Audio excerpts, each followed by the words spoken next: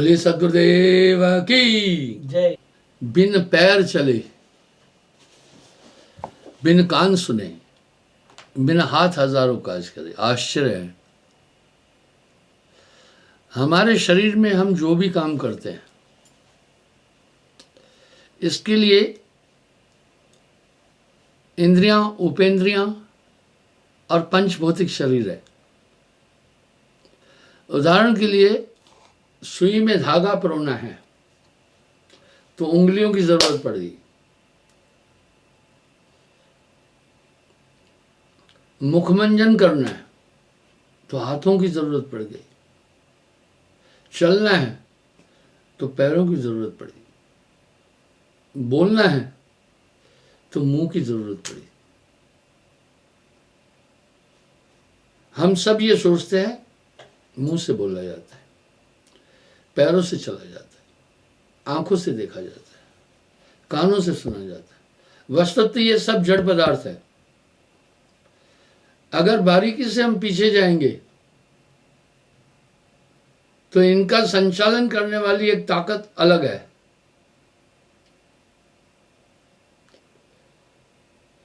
सीधी सी एक बात है, ये सभी काम तो हमारी शुद्ध चेतना कर रही है।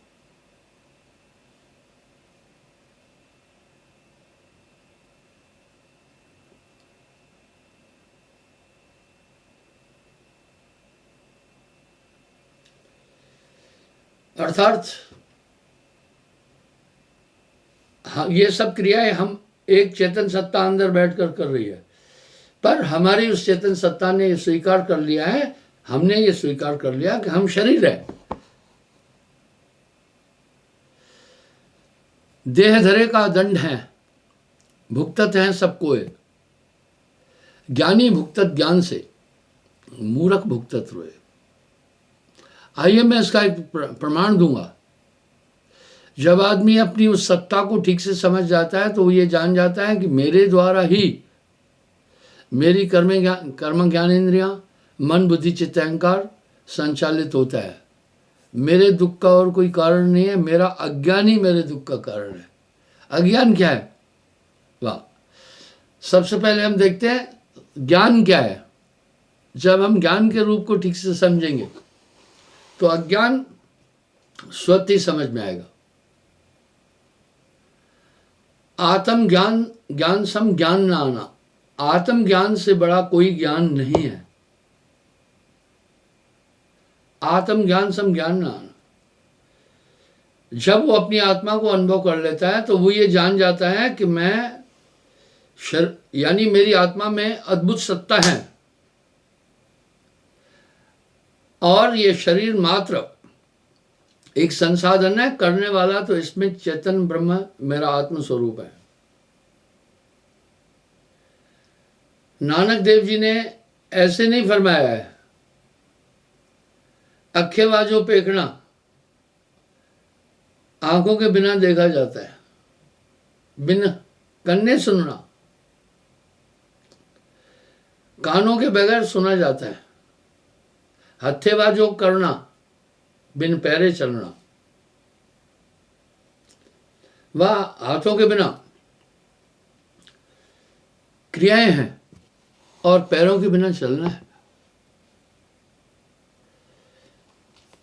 इसको साहब ने भी बड़े सुंदर अलंकार से कहा, पैर बिन चल गया। वाह, पैर बिन चल गया। शहर बेगमपुरा, जहां बैन बिन बोलना, वाणी नहीं है, बोला जाता है। कैसे? जब भी आप बोलते हैं उससे पहले उसका पूरा भाव तो हृदय में बनता है ना। दुनिया के जितने भी लोग हैं, अगर उनके पास कोई ज्ञान है, इसको वंशक ज्ञान कहते हैं, भौतिक ज्ञान कहते हैं। जो हमारी कर्म ज्ञानेंद्रियों द्वारा धारण किया हुआ ज्ञान है उसको वंशक ज्ञान कहते हैं। कुछ लोग इस ज्ञान को प्राप्त करके काफी अहंकार करते हैं।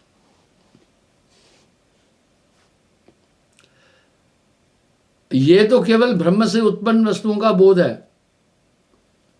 ये तो केवल मेमोरी में संग्रहित की हुई चीज है, इसको तो खाली करना है।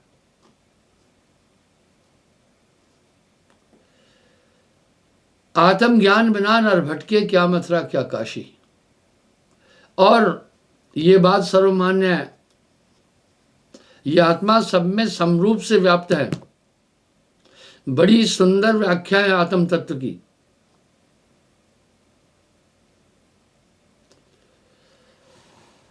यहां साहब कह रहे हैं, शहर पैरबिन चल गया, शहर बेगमपुरा, जहां बैन बिन बोलना, नैन बिन पेखना, आपका खेल कहो कौन जाने। जब ये आत्मा, ये चलायमान कैसे हुआ? समुद्र में जल का लहरों से कोई आत्मसात संबंध नहीं है। जल तो स्थिर है, पर वायु के संसर्ग के कारण उनमें लहरों का उद्गम होता है। साहब की वाणी बड़ी सार्थक है। आत्मज्ञान को उन्होंने इतने बेहतरीन तरीके से कहा कि एक अनपढ़ से अनपढ़ आदमी भी समझ सके।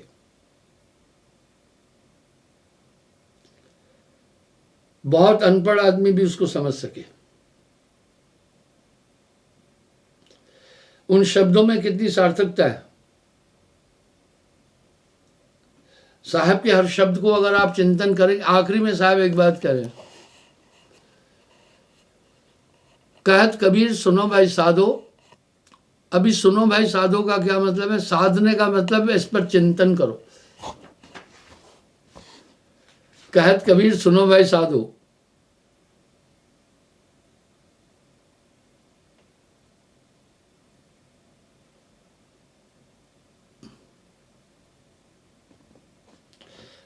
कैसे साधो?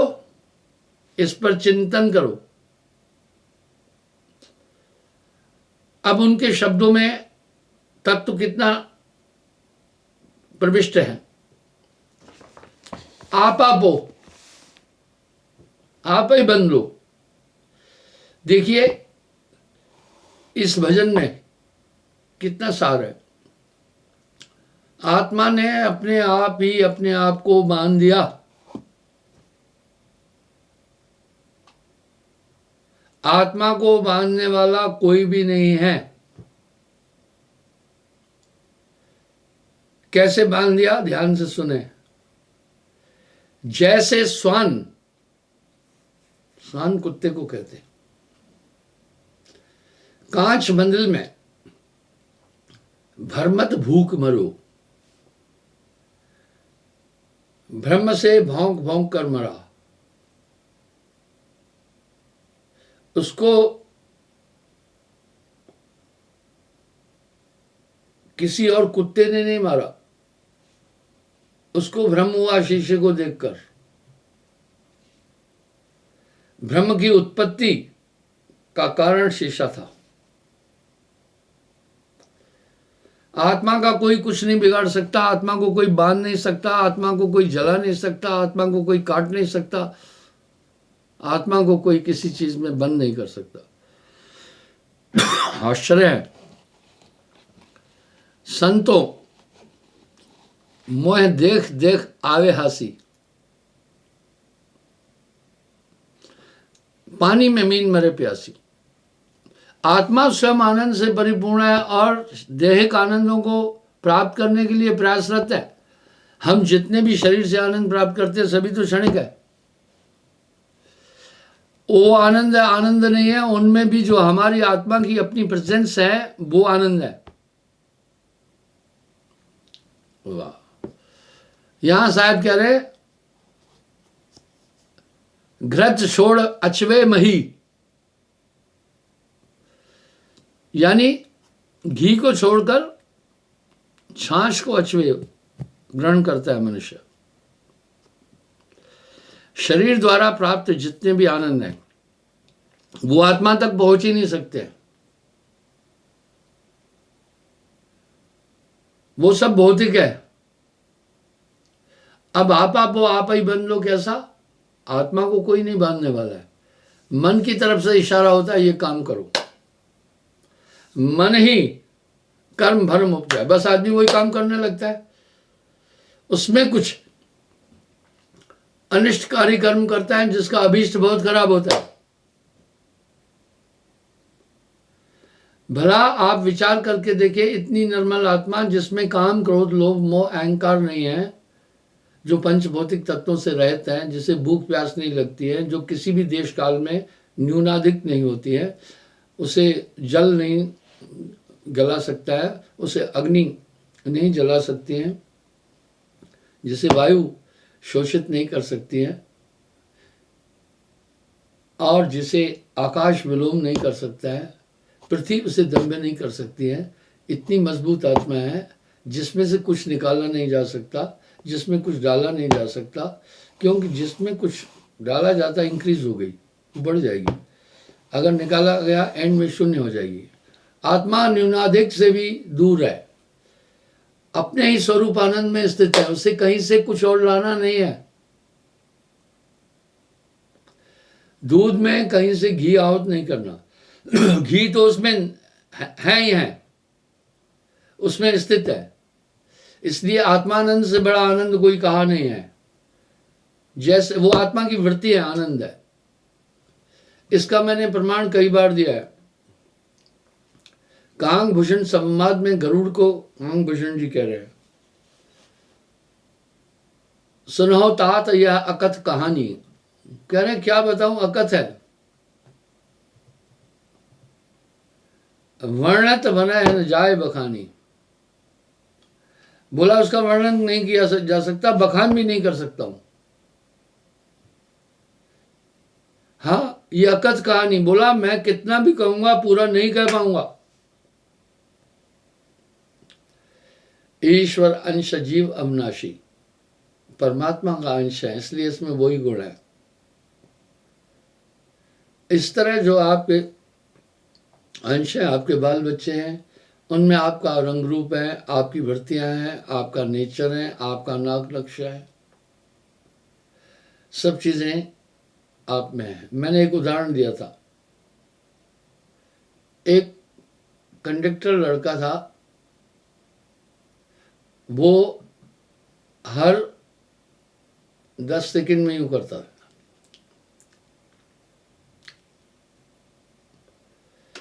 वो इस आदत को छोड़ नहीं सकता था। उसको एक बेटी हुई, बेटी का नाम रखाने के लिए मेरे पास आया।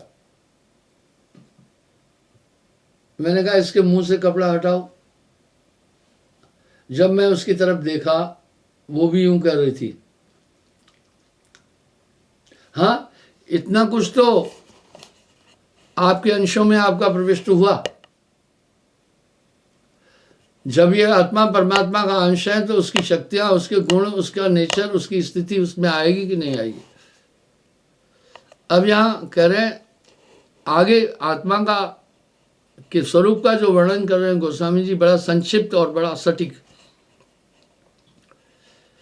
ईश्वर अंश जीव अविनाशी, पहला कहा अविनाशी, इमर्टल, किसी भी देश काल में उसका नाश नहीं हो, उसे हम अविनाशी कहते हैं। बाकी जितने भी जगत के पदार्थ हम सब देख रहे हैं सब नाशवान है। पहला तो अविनाश। दूसरा चेतन, आत्मा के स्वरूप का तो वर्णन है ना, अकथ है। आप शरीर में ढूंढो, चेतना का ही तो पूरा काम है।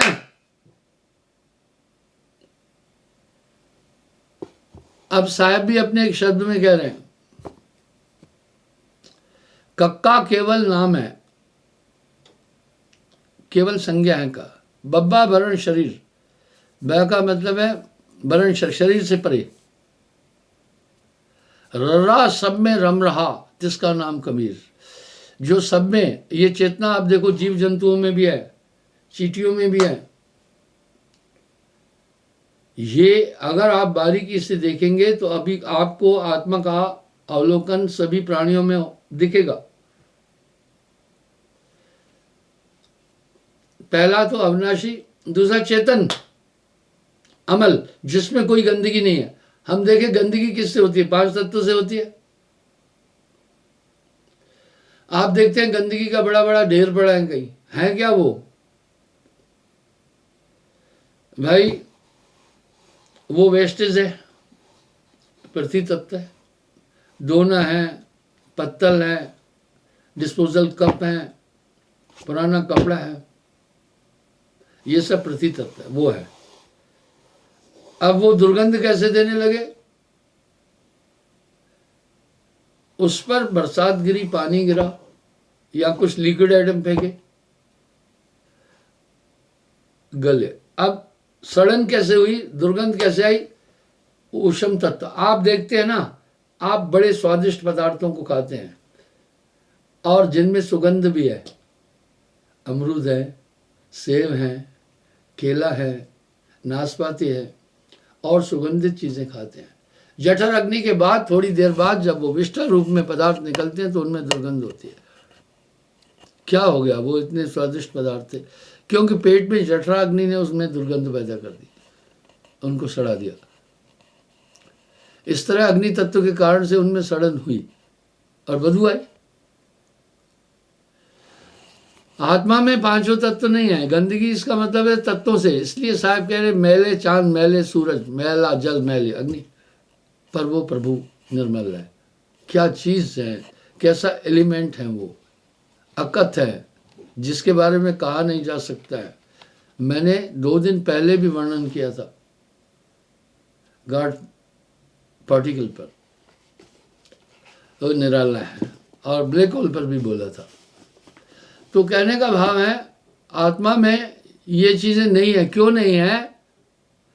क्योंकि इसमें 5 तत्व नहीं है। गंदगी तो 5 तत्वों के संसर्ग और संघर्ष से उत्पन्न होती है। सहज का मतलब है जिसमें छल नहीं है, जिसमें कपट नहीं है, जिसमें धोखाधड़ा नहीं है, जिसमें कोई बेईमानी नहीं है। ये कहां से आई फिर? ये तो हमारे मन की वृत्ति है, हमारी इंद्रियों की वृत्ति है। अब यहां साहब एक सटीक शब्द कह रहे हैं, देह धरे का दंड है। शरीर धारण करना ही एक सजा है। इसी को महात्मा ईसा मसीह ने एक शब्द में कहा, हम सब पृथ्वी पर अपने पापों के कारण हैं। वाह, आप शब्द समझे। हम सब पृथ्वी पर मात्र अपने पापों के कारण हैं। अब साहब इसी बात को बड़े सहज तरीके से बोल रहे हैं, देह धरे का दंड है। भुगतते हैं सबको। शरीर दुखमय है, 5 तत्व का बना शरीर है। थोड़ा अग्नि तत्व बढ़ गया तो आपको ताप बुखार हो जाए, थोड़ा शरीर में शीत तत्व जल तत्व की वृद्धि हुई तो नमूनिया बुखार हो जाएगा, थोड़ा सा गैस बन गई तो हार्ट की प्रॉब्लम वगैरह हो जाएगी। यानी ये तत्व ही रोगों को उत्पन्न करते हैं। इसलिए मेरा ये मानना है, साहब भी कह रहे हैं, काचे कुंभ न पानी ठहरे। कितना सुंदर उदाहरण दे रहे हैं। कच्चे घड़े में कितना भी प्रयास किया जाए, पानी नहीं रुक सकता है। इसलिए शरीर नाशवान है, इसका तो नाश होना ही होना है, और शरीर धारण करना दुख है। अब साहब कह रहे हैं, तनधर सुखिया कोई न देखा, जो देखा वो दुखिया। वाटे वाट हर कोई दुखिया, हर कोई दुखिया। क्या तपसी, क्या वैरागी। जोगी दुखिया, योग करने वाला जोगी दुखिया, जंगम दुखिया। तपसी को दुख दूना, आशा तृष्णा सब घट व्यापे, कोई महल ना सोना। वाह, इसलिए शरीर धारण करने वाला सुखी नहीं है। देह धरे का दंड है, भुगतत है सबको। ज्ञानी भुगतत ज्ञान से और मूर्ख भुगतत रोए। वाह, तंधर सुखिया कोई न देखा, जो देखा वो दुखिया। वाटे वाट हर कोई दुखिया, क्या तपसी क्या मेरा। इसलिए ये शरीर समस्त दुखों का कारण है। फिर इसमें मोह आया। आप ठीक है, अगर आपका बच्चा बीमार है तो कितने परेशान हो जाते हो। आपके बच्चे को किसी ने मारा तो आप कितने परेशान हो जाते हैं। यानी बहुबंधन से बांधिया एक बेचारा जीव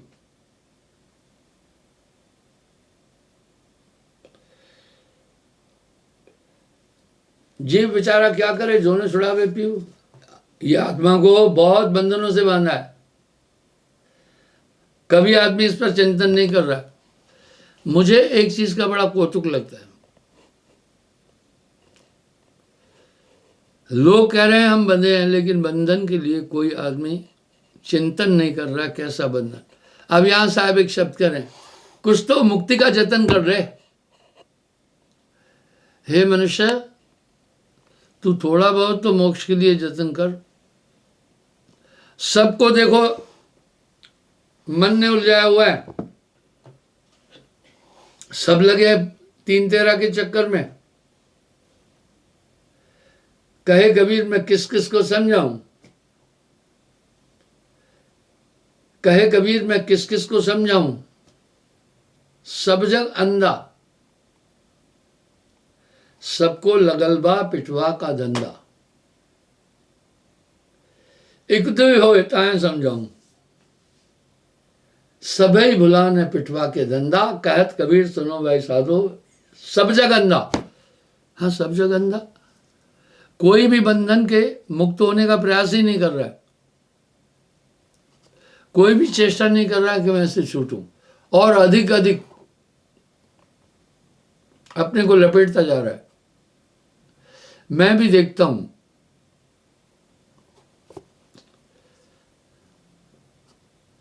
मेरे पास कम से कम रोज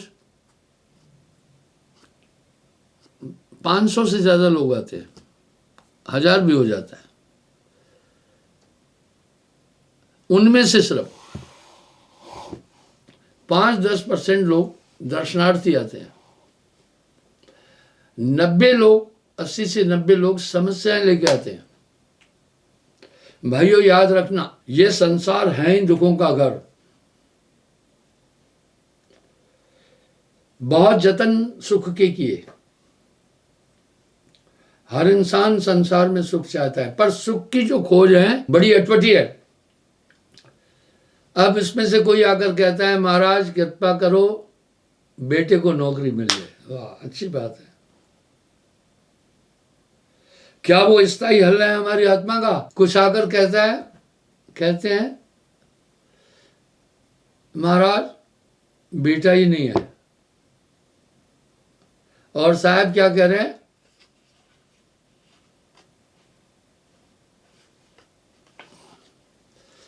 पुत्र समान क्यों को बैरी जग में। वाह, लोग कहते हैं कृपा करो बेटा हो जाए, 3 बेटियां। वाह भाई, क्या दुनिया मांग रही है। साहब अपनी वाणी में कह रहे हैं पुत्र समान को बैरी जग में। भैया बेटे से बड़ा कोई बैरी नहीं है। हाँ, बेटे से बड़ा कोई बैरी नहीं है।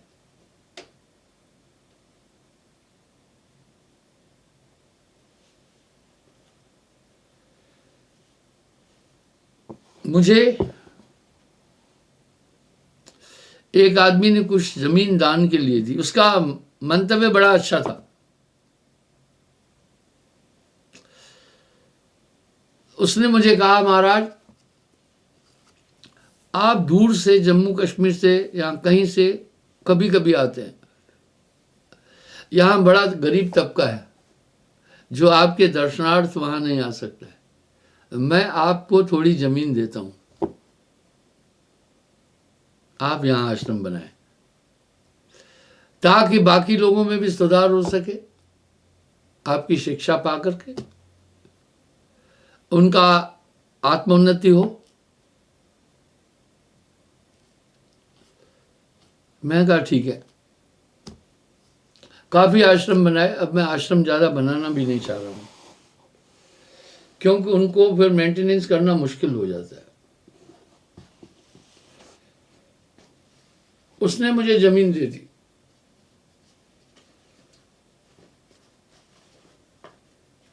बेटे ने मुकदमा कर दिया। वाह वाह वाह, क्या मुकदमा कर दिया।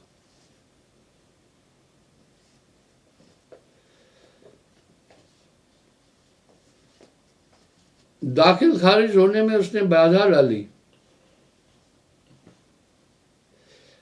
और लोग बाद में लालचवश मुझ पर इल्ज़ाम क्या लगाते हैं कि काला इल्म करके मेरे पिताजी को पागल बना करके ये संपत्ति ले लिया।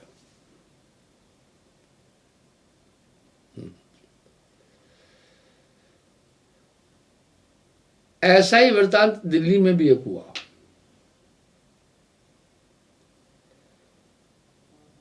किसी माता ने मुझे स्वेच्छा से संपत्ति दी।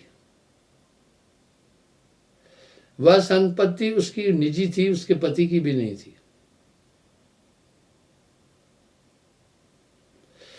उसमें से थोड़ा सा हिस्सा उसने अपने पुत्र को भी दिया।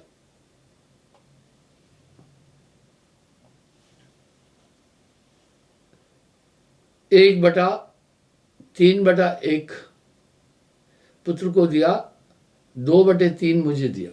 संपत्ति धीरे धीरे बढ़ती गई। अब माता ने जब मुझे संपत्ति दी, मैं उदाहरण देता हूं थोड़ा सा, दुनिया में सुख मत ढूंढना। बेटे ने मुकदमा कर दिया कि काले इल्म द्वारा मेरी माता वृद्ध थी, इसको गुरुजी ने काला जादू करके संपत्ति हड़प ली है। चलो भाई, वकील तो आप जाओ, आपको कुछ भी कहो तो वो आपका केस, क्योंकि ये तो उनका व्यवसाय है, कर लेंगे, कोई बात नहीं है। यहां तक कि माता की वो प्रॉपर्टी काफी कीमती थी। मेरे पास स्टाम्प पेपर के देने के पैसे भी नहीं थे। वो करीब 12 लाख रुपए लगते थे। वो माता मेरे पीछे 2-3 साल लगी रही कि गुरुजी ये संपत्ति ले लो और परमार्थ में लगाओ। परमार्थी थी वो बेचारी खुद। मैं कहा, देखो माता, मेरे पास पैसे अभी नहीं है, जब पैसे हो जाएंगे मैं लिखवा लूंगा।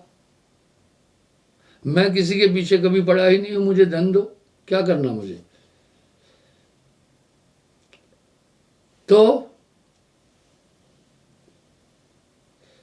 उस माता ने अपनी ओर से वो धन 12-13 लाख रुपए लिखा पढ़ी के भी दिए। बोला, लो गुरुजी अब तो लिखवा लो। सुशिक्षित है वो माता, खुद विद्वान है। उसने बात को समझा।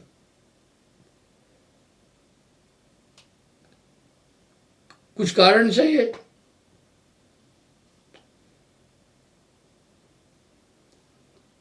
स्टे चाहता था। कोर्ट ने एक बात कही, कोर्ट काला इल्म, हिप्नोटिज्म, जादू टोने को नहीं मानता है। माई ने अपने कागज प्रोड्यूस किए कि ये मेरी निजी संपत्ति है, मैं टीचर हूं और ये मेरी अपनी संपत्ति है, मैं गुरुजी को दान देना चाहती हूँ। ये तो अनादिकाल से चलता आया। देखा ना, लोभ आ गया पुत्र के दिल में, उसको दिया भी था। बहुत बुद्धिमान माता थी, उससे एफिडेविट भी लिखवा लिया था कि इसके बाद संपत्ति पर कोई कारण नहीं। अब वो कोर्ट में कह रहा है कि ये संपत्ति मेरे दादा की है। माई बड़ी होशियार थी, उसने पूरे कागज 1966 के कोर्ट में प्रोड्यूस किए कि ये देखिए, मैंने टीचर हूं, सरस्वती बिहार में मैंने ये मकान लिया, प्लाट लिया, मैं खुद बनाया, इसका कोई हक नहीं है। हालांकि ये थोड़ा समय चलता है, ये केस चलता है। तो वो जो भी कुछ जमीन दान में दिया था जिस सज्जन ने, बड़ा दुखी हुआ। मैं आपको ये कह रहा हूं, पुत्र समान को बैरी जग में, बड़ा दुखी हुआ।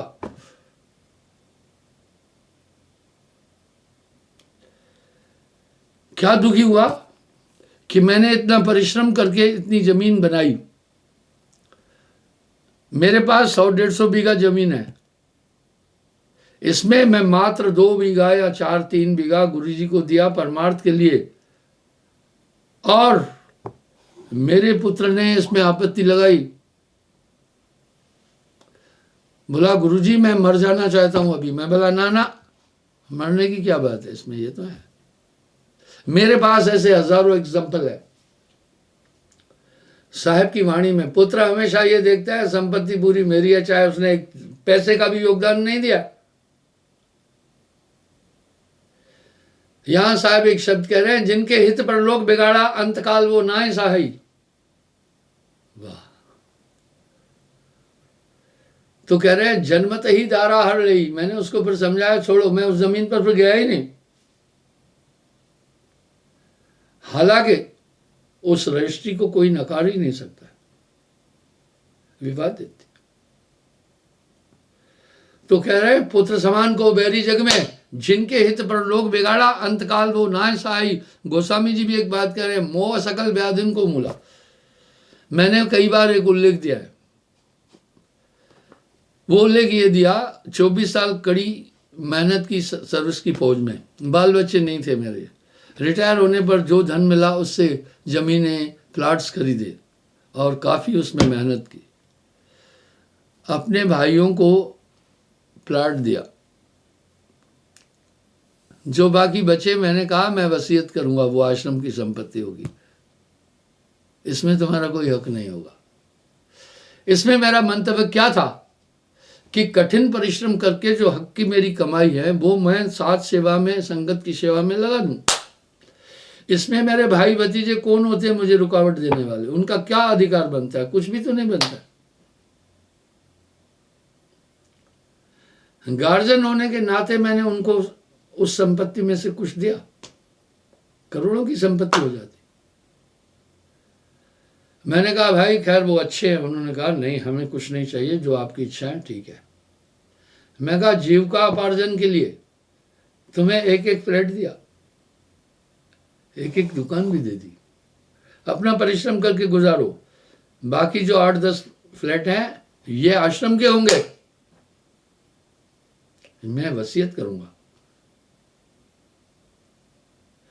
तो कहने का मतलब यह है, साहब जो कह रहे हैं बिल्कुल सही कह रहे हैं।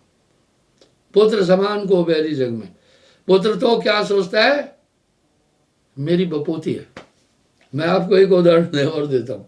आप कहेंगे सांसारिक बातें क्यों कर रहे हो, ये उस प्रसंग से जुड़ी हुई है।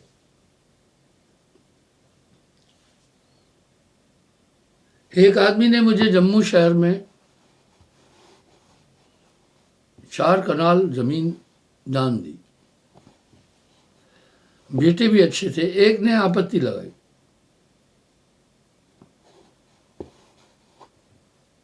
और वो ब्याह डालने लगा। मैंने आश्रम भी बना दिया। क्या कहने लगा, इसमें मेरा भी हक बनता है। अब बाप ने क्या बोला, वो तो बेचारा सेवादार था, आज भी मेरे यहाँ सेवा कर रहा है। बोला साहब जी मैंने इन सबको अपने अपने, ये इसके दादा की संपत्ति नहीं है। जम्मू तवी पर जब हरि सिंह जी वो पुल बनाए थे पहला लोहे का, वहां 2 आने रोज मजदूरी पर मैंने काम किया। जो पैसा मिला बचा उससे मैंने ये जमीन खरीदी। पहले गांव शहर से बाहर थी, सस्ती मिली। अब शहर विकसित होता गया, इसका कोई हक नहीं है। कहने का मतलब है मैं ये प्रमाणित कर रहा हूं, पुत्र समान को बैरी जग में, बेटे के समान कोई बैरी होता ही नहीं है। इसलिए अंग्रेजी की एक कहावत है। तो साहब क्या बोल रहे हैं भाई, जिनके हित पर लोग बिगाड़ा अंतकाल वो नाय सहाई। जिनके हित पर लोग बिगाड़ा, इसी मोह के कारण आदमी ठगियां बेईमानी छल कपट कर रहा है, वो कोई आपका साथी नहीं होगा। और गोस्वामी जी क्या कह रहे हैं, मोह सकल व्याधिन को मूला, ता से उपजत बहुविध सूला। इसी से सभी दुख उत्पन्न होते हैं, इसी से पूरे दुख उत्पन्न होते। अभी पता है मेरी स्थिति क्या है, दान लेने में डरता हूं।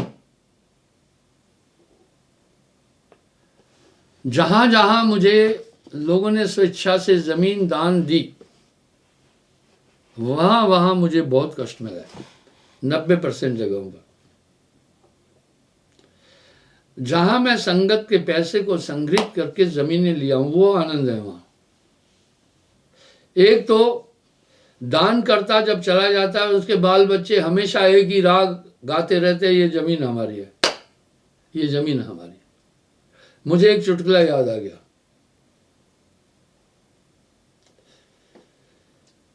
एक था मीरासी,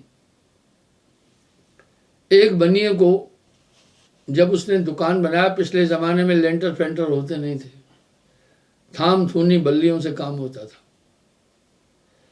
तो उसे एक मिडिल में लगाने के लिए बल्ली चाहिए थी, मीरासी से उसने ले ली, बल्ली दे दी उसने। अब मीरासी जब भी उसकी दुकान बन गई, दुकान चल रही थी, आता था, बल्ली को हाथ लगा के कहता था, सेठ ये बल्ली मारो, ये बल्ली मेरे वाली है। कभी वो एक मुट्ठा चना उठा लेता था, कभी मूंगफली उठा लेता था, कभी काजू उठाता था, खाता था रोज। बनिया समझ रहा था उसका यही धंधा था कि हमेशा आकर के बल्ली का रेफरेंस दे करके यही काम करता। एक दिन सेठ को गुस्सा आया। अब सेठ सोच रहा था ये बल्ली निकल जाएगी तो दुकान ही गिर जाएगा, लेकिन सेठ को गुस्सा आया, बोला ले थोड़ी बल्ली, खींच करके दे मारी उसको, ये बल्ली ले जा यहां से। तो इस तरह से एक तो वो लोग राग नहीं छोड़ते, चाहे उसकी जमीन लाख रुपए की है, मैंने करोड़ रुपया लगाया, उसको कोई नहीं गिनता है। तो ये पुत्र में आता है, पुत्र समान को बैरी जग में, जन्मत ही दारा हर लई,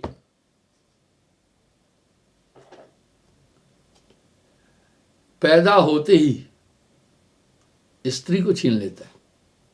आपकी स्त्री आपसे प्रेम करती रही होगी, आप में थी, बेटा आने के बाद उसका आधा भाव उधर चला गया।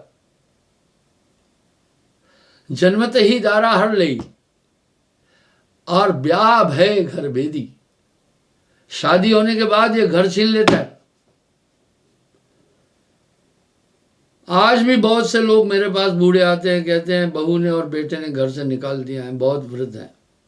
वाह, साहब कह रहे हैं जिनके हित पर लोग बिगाड़ा, अंतकाल वो ना सहाय। मैं उनको ढाढ़स देता हूं। मैंने प्लान किया ऐसे बूढ़ों के लिए एक आश्रम खोलता हूं ताकि उनकी सेवा कर सकूं। एक मंत्री आया, मुझे कहा महाराज आप परमार्थ करते हैं, मेरी आपसे प्रार्थना है बूढ़ों का आश्रम मत खोलना। लोगों को यही प्रेरणा दो, माँ बाप की सेवा करें, नहीं तो पाप लगेगा। कैसे युग में हम जी रहे हैं, मैंने एक उदाहरण पहले भी दिया। एक आदमी अपनी बूढ़ी मां को आश्रम में छोड़ के गया। वो बेचारी कितनी बूढ़ी थी, 2 डंडे हाथ में लेकर के चल रही थी, शौचालय थोड़ा दूर है, गिर भी सकती थी। जब मैंने उस माई को देखा, 2-4 बार देखा, मैंने कहा आप कहाँ से आई हैं? उसने, मैं पहचानता भी था थोड़ा, उसने बोला यहाँ से। मैं बोला, उसने बोला मेरे बेटे यहाँ छोड़ के गए, कहा गुरुजी की सेवा करो। वाह क्या चालाकी है, अरे वो सेवा करे या मैं उनकी सेवा करूं, ये तुम्हारा भी कर्तव्य है। जब तुम छोटे थे तुम्हें उन्होंने पोषित किया, अब इसमें तुम्हारा कर्तव्य आया। फिर मैंने सोचा परमार्थ ही तो करना है, एक अस्पताल खोल देता हूं, गरीबों के लिए 2-4 करोड़ रुपए कहीं से करके बना देता हूं। मुझे एक बुद्धिमान ने राय दी, गुरुजी ये भूल मत करना, आजकल कोई मर गया तो अस्पताल पर हमला करते हैं उसके परिवार के लोग, बहुत बड़ा झंझट है, और सरकार ने अस्पतालें बनाई हुई है, आपका काम है वो करो, आप अस्पताल नहीं बनाओ। मैं फिर पीछे हट गया, परमार्थ तो करना ही है। आइए, वृद्ध भय वित हर लई। अब साहब क्या करें, जन्मते ही दारा हर लई, पैदा होते ही स्त्री ले लेगा, पुत्र। ब्याह है घर भेदी। आप अपने घर में जाते हैं, लेकिन जब बहू आ जाएगी तो खांसते खूंखते जाओगे, पता नहीं कैसे बैठे हो क्या है। और वृद्ध भय बित हर लई। एक बहुत बड़ा सेठ मेरे पास आया, मैं आपको कितने एग्जांपल दूं, सतर्क रहें। मुझे उसने कहा, और वो जिले का सबसे बड़ा सेठ था,